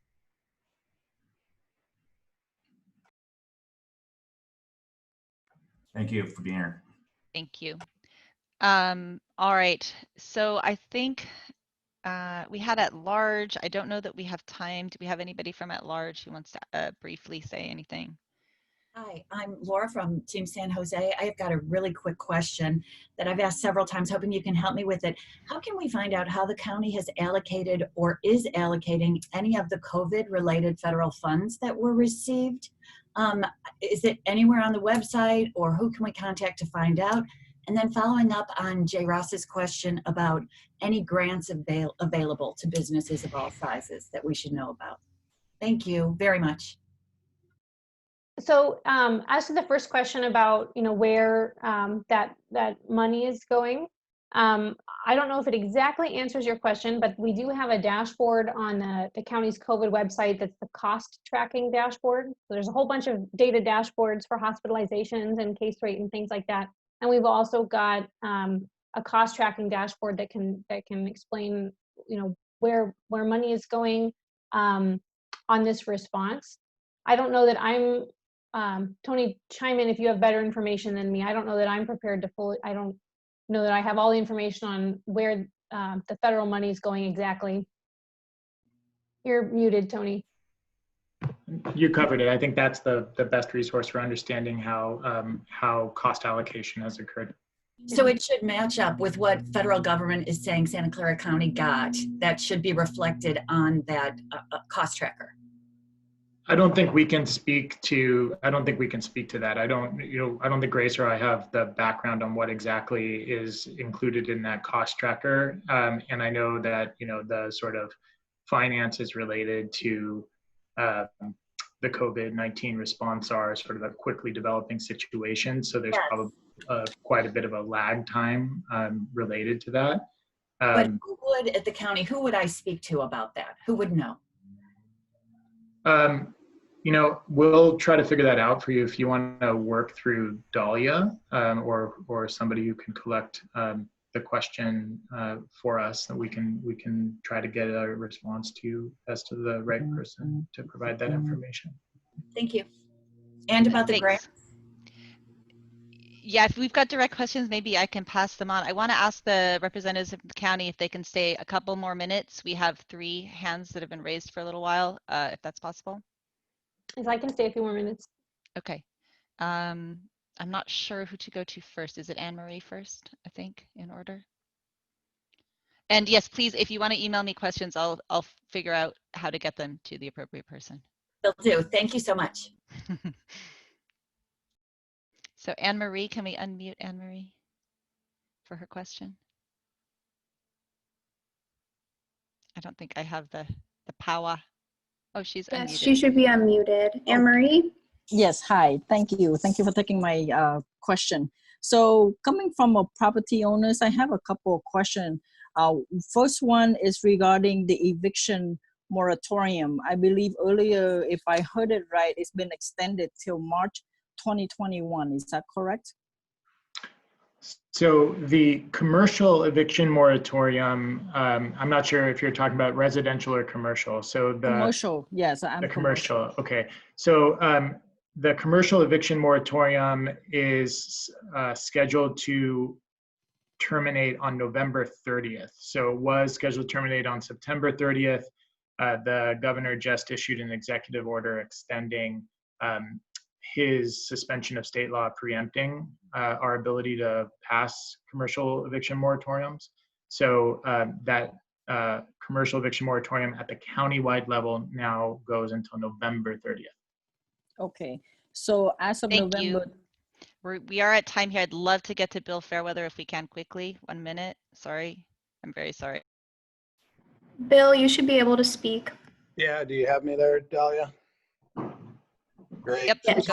First of all, Dahlia, thank you so much, because I'm going to try to maintain decorum. As you know, I can be a little bit verbose, but and I will have a question, but I think echoing the thought, I'm the president of the International Alliance of Theatrical Stage Employees, Santa Clara County. We employed, our employers employed 1,200 to 1,500 people last year.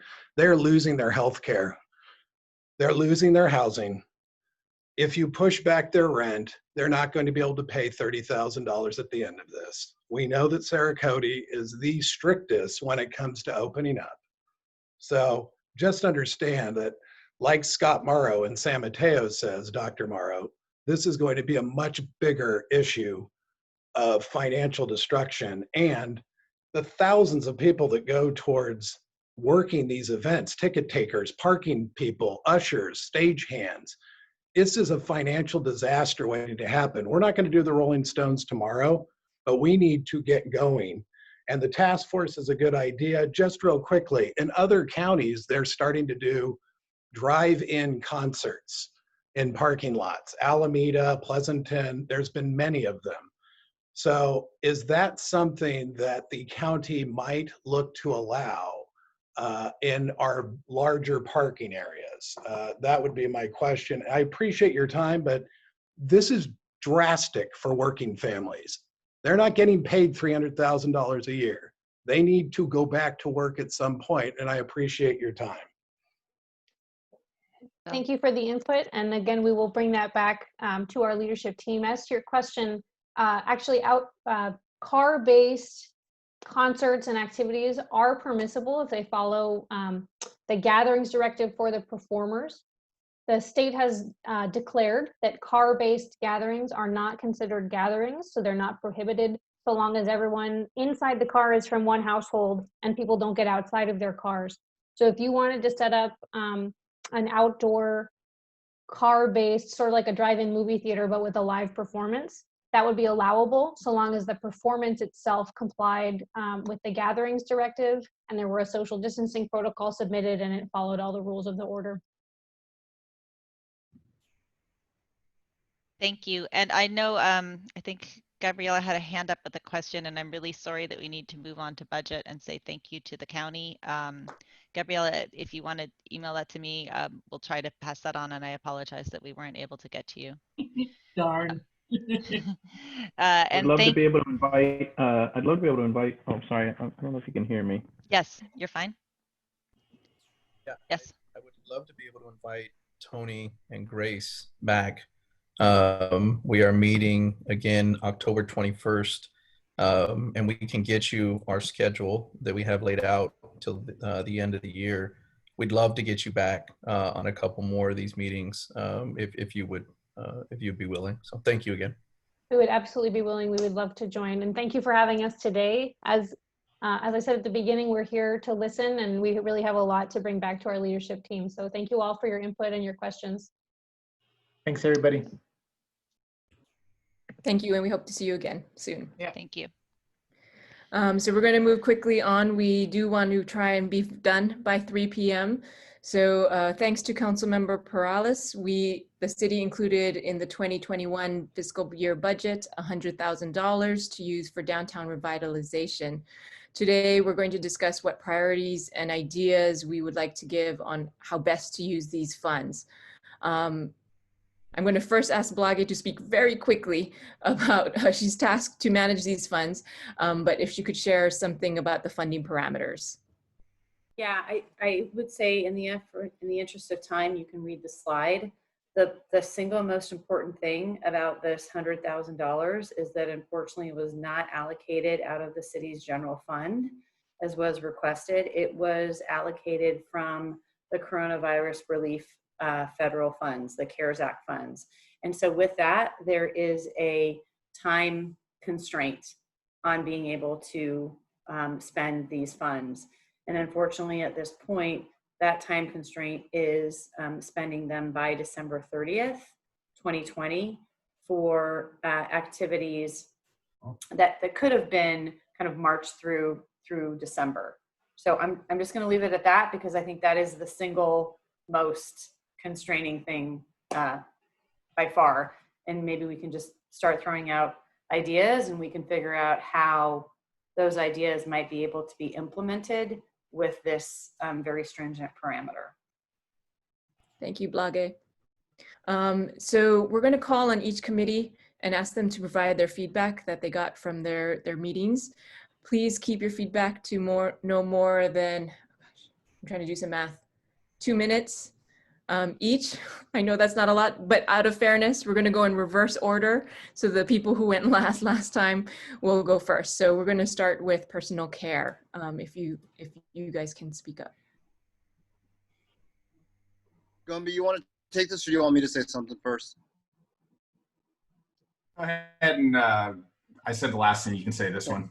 I think we both sort of felt that maybe like a very hands-on direct approach, like try to get money to like either grants or performance fees to like stuff like performing arts or essentially businesses that aren't like, speaking for tattooers, we're open and we're running and we're doing fine. So I'd rather see that money, for example, go to New Ballet or San Jose Taiko or to some gyms that like, you know, like pay gym owners to teach Zoom classes or something like basically a very direct aid to businesses is what I think we thought would be one of the best ways to spend it. Gumby, if you want to add. No, like nobody's looking for a handout here. Although we need it right now, we want to work. And if we can't work in the capacity that we're used to, we'd love to have some relationships with the city and be hired on or find some creative ways to do that, be it performances, be it classes that we can offer, Zoom or whatnot. We've had, I mean, my own personal business has had relationships with the city before. If possible, we'd like to extend that and then see ways of being creative and extending that. So yeah, thanks. Thank you. And Blage, just to be clear, a grant program like we have already done through OED would be allowed, correct, with these dollars, so long as the business qualified. Yeah, we could do some kind of grant program. We would just have to make sure the grants were exactly or expended before December 30th and that they were used for services or kind of rent, utilities, you know, whatever were expensed by December 30th from the party receiving the grant. Great, thank you. Thank you. We're going to move on to performance and entertainment venues. You want me to? I think I'm supposed to be taking this. Yeah. You want to go ahead? No, this is me. All right. So, you know, the 100,000 is a great number, but with the masses of people that are out of work due to this, that Bill touched on, I mean, this would be like 50 cents a person. So we were wondering if there's some way to leverage that money to secure additional philanthropic and big business money, to leverage policy, to you know, if there's some way to use the money in that regard.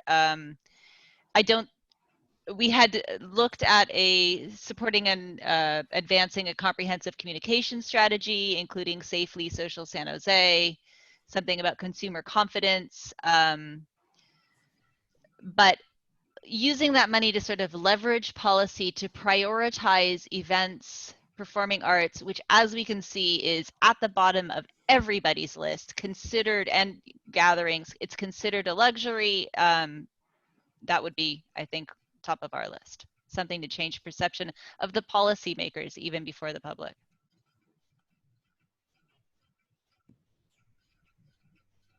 Thank you. Can I ask a really quick follow-up question?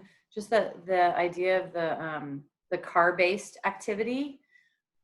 Like, is that even an option? And maybe we don't have to answer it here, but is that even an option with some of the performance folks that are on the call? Like, have you even considered that? We have. I can answer that quickly. We as you know, we tried to look at that for the title parking lot, and there are conflicting rules relative to permitting that was not allowing for what we wanted to do, and so we stopped looking at the car concept in that specific spot.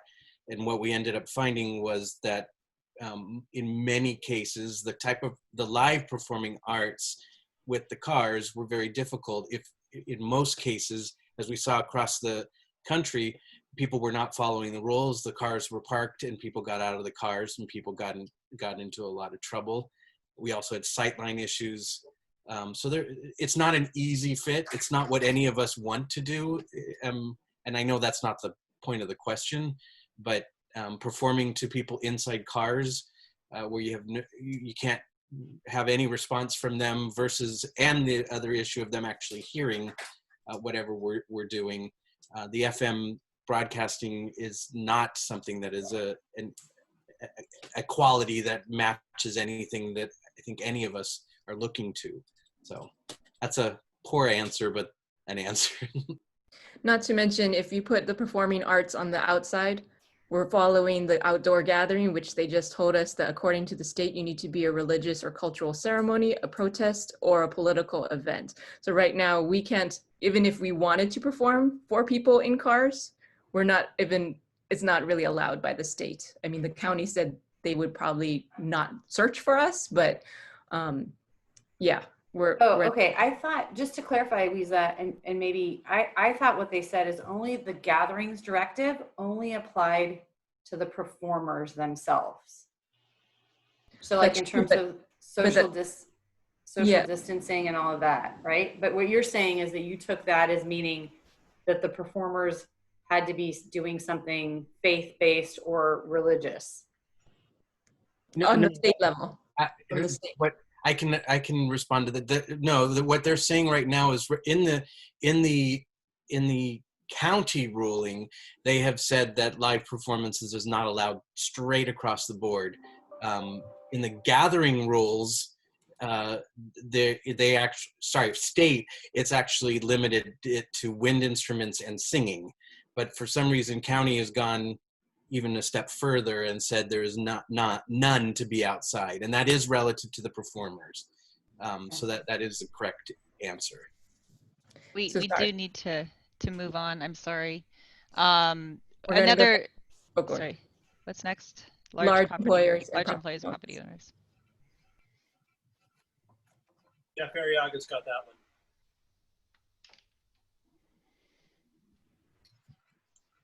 There we go. Can you hear me now?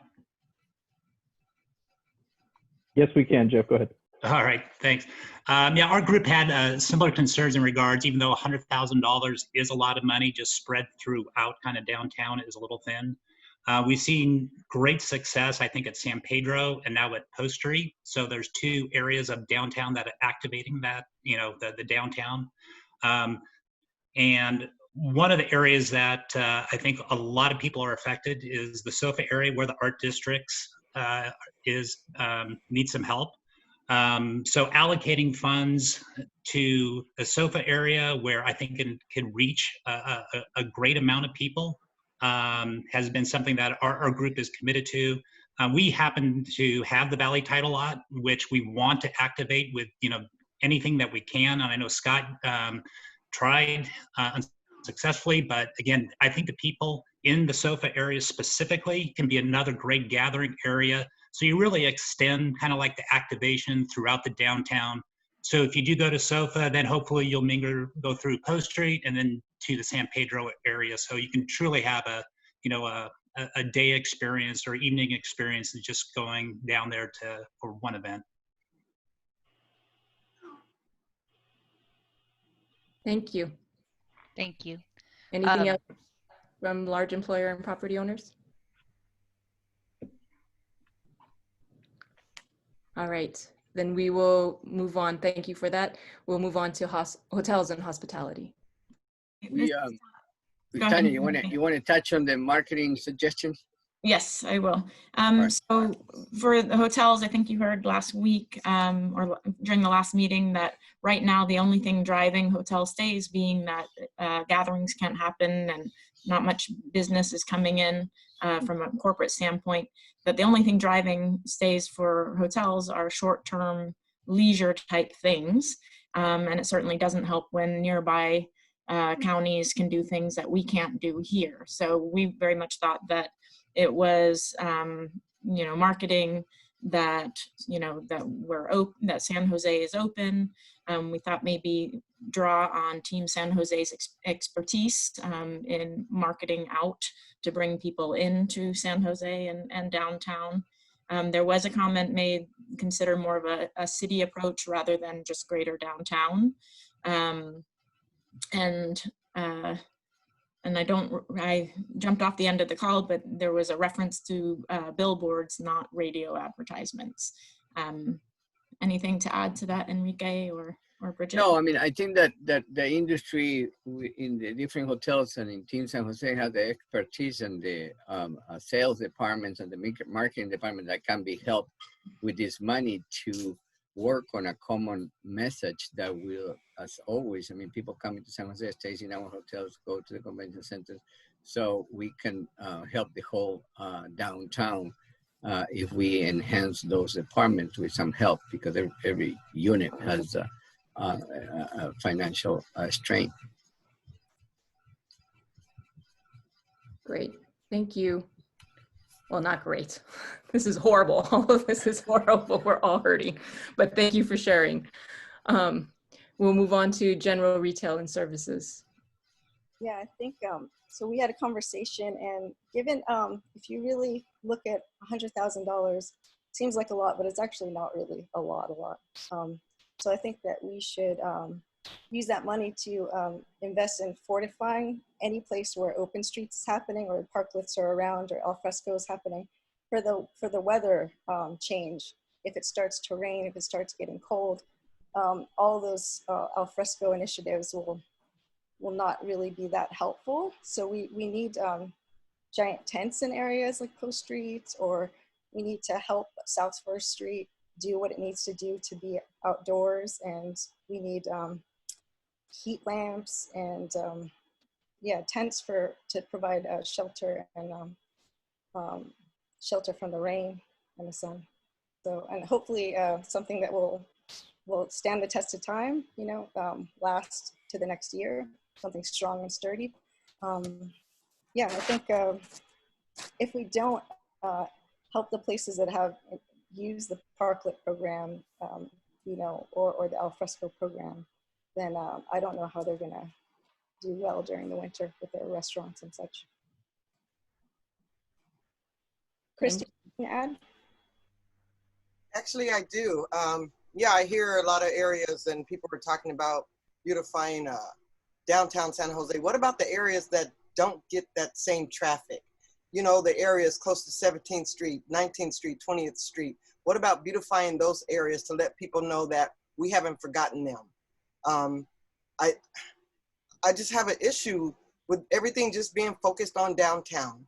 Those areas, those business owners, they need the same love too. Beautification would be wonderful, be it potted plants or be it banners or whatever is necessary to make them feel like the city hasn't forgotten them. That's all I have to add. Thank you, April and Chris. We're going to move on to, and you guys stayed under time, food and beverage. Hi, I know Fernanda's there. So one of the things that we talked, it was like help with the PPP expenses, maybe part of winterization, parking assistance, maybe creating more of a free parking for downtown. So to encourage people to come in and to dine in downtown as a whole, as San Jose. Then we also have expanding groundworks, pretty much where they actually work, where they finish a working line. So expanding it to not only the bottom, just not only downtown, to expanding to the outskirts of downtown. Street cleaning, we want to do a little bit more public safety. That's what we were more interested in, like wanting to see a little bit more of. I don't know if Fernanda has something to add or not. Well, we had one particular member that was, she's cut off for Groundworks, like right across the street from her, Divine Wine and Cheese. They stopped right there across the street from her. So she was asking if maybe that can get extended to her. She was asking about that. So that's in the extending the Groundworks discussion. Yeah, free parking and like just making downtown beautiful, and I think that everybody agreed on that. Adriana, just to confirm, what was the first one you said? Help with covering costs for the PPP expenses. Oh, okay. Yeah, that's a big expense for us. I know it's for everybody, but for restaurants, we're taking gloves off every time. We're changing masks, we're sanitizer. So I think, in general, it is for everybody, but for restaurants, it really is. It's huge. Like if you think about, we go through just in front of the house, not including back of the house, at least we go through 500 to 1,500 gloves per week. And how much does that cost you? A case of glove of 700 usually goes between $75 to $100. It's gone up. Okay, so really quickly, I'm just trying to get order of magnitude. How much do you spend on gloves per week? Per week, I want to say usually around $80 or so. $80 a week. Okay. Just that's gloves, and that's something, an expense that we didn't have in the past. Like we did have gloves, but it was for more janitorial stuff. Okay, thank you. And again, that's small business. If you talk to your restaurant, it's going to be a whole other number. Thank you, Fernanda and Adriana. We're going to move on to faith-based and community spaces. Yeah, we had the idea that because we have underutilized space, that we could help incubate new businesses in our space, and funds be used to do that. And also to maybe coordinate job fairs, health fairs in our spaces. And could that be considered personal care? Or, there's a lot of jobs that people don't even know that are available that they could apply to. So coordinating that. And the other idea was, can this be used for micro loans as long as they come back, before December 30th? And the other idea, and to use the funds for the businesses that are most impacted economically. And I don't know how, who would judge that. That would be another way to keep businesses from shutting down. That's it. Thank you, Gabrielle. So arts and special events. So I think similar to many of you, top of our list was leveraging the $100,000. It's a great pot of money, but it's really gonna go very fast. We want to secure additional philanthropic or big business dollars to add to that pool of money. Again, like many of you, supporting and advancing some sort of communication strategy, which is straddling consumer confidence, public safety, and who's open, and all of that. And then the last idea, I'm going to hand off to Brendan because he has a lot more information about it. Brendan, take it away. Sure. So kind of to what Wisa was just mentioning a bit around, is there opportunity to try and leverage that 100K in some way to benefit the whole? And also kind of with some of the pieces that were mentioned earlier on with the performance and entertainment venues around, we're really looking at some of our organizations that are facing going out of existence as we look at the year ahead, with not being able to gather and have audiences for the work that we do. So a lot of our concern has been about a broader and bigger sort of strategy and overall, how do we come up with a way for downtown to be successful over the next year or 2 years. And so what we were exploring was about kind of Blage, your point earlier of that of moving on an overarching economic strategy for downtown, and how could we sort of bring some expertise into this process to help us sort of understand and help craft some plans that could leverage all of our work towards that end. We did actually, so it's reached out to like foundation supporters that support local arts groups and asked them about their willingness to get behind that, and there is. So that was encouraging. It felt like, well, if the city was interested in supporting an economic development strategy, bringing in sort of expertise to look at, given what's going to happen to the transit occupancy tax, for example, in the year ahead, how is that going to impact all of the arts groups to be able to do performances and activities that bring people downtown? Could we develop a strategy to help shore that up and come up with new ideas of how to have the downtown recover in total? Thanks, Brendan. I think we have just enough time to ask if our at-large members have anything to contribute to this conversation. Thank you. I think it's all been said and said well. All right. Then, Dahlia, you want to?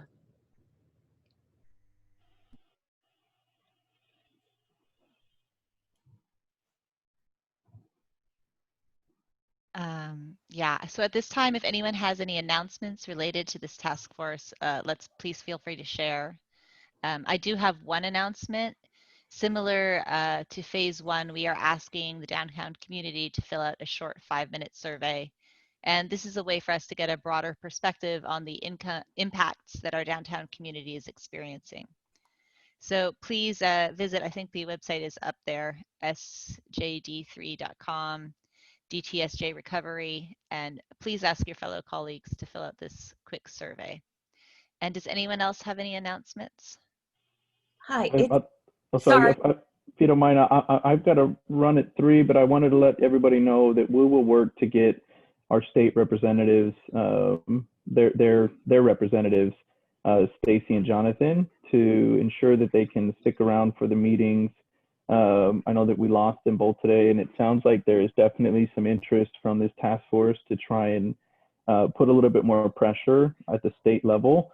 And that was our intent on inviting them to be part of the task force. So we will reach back out to them, as well as seeing if we can't get Tony and Grace to join us again. And I just thank everybody here for your participation to engage on that. And we're here to assist you. I'm going to run and jump to another task force, but my team will be here to help wrap up. Thank you, Raul. Hi, it's Laura again. May I say one thing? I have one announcement. So, Team San Jose's budget has been cut, but we're actively looking at trying to identify funding to do just what we're talking about, to increase the TOT. And as Luisa said, to talk about consumer confidence, but to get people to feel good about staying in hotels again through leisure. I wanted you to know that. And Blage, I was hoping that you knew that CARES Act funding, which is why I asked the question, is eligible for destination marketing programs. So if there is because it has to be spent by a certain date, please know that this type of promotion is eligible through the CARES Act funding. That's it. Thank you. Thank you, everybody. We're going to wrap up here, but we know we ran out of time. Everybody wants time with the county. We're all having a hard time conversing with them as well as with the state. So we appreciate you conducting yourselves so cordially and respectfully. And we are sorry that there wasn't enough time for each of us to ask all of our questions, but we appreciate your efforts in forwarding the interests of your industries, your related industries. So thank you again for your time. We're going to adjourn. Our next meeting is October 21st from 1 to 3 p.m. It is another 2-hour meeting. So stay safe, be healthy, and meeting adjourned. Thank you. Thank you. Everyone. Thanks, everybody. Thanks, guys.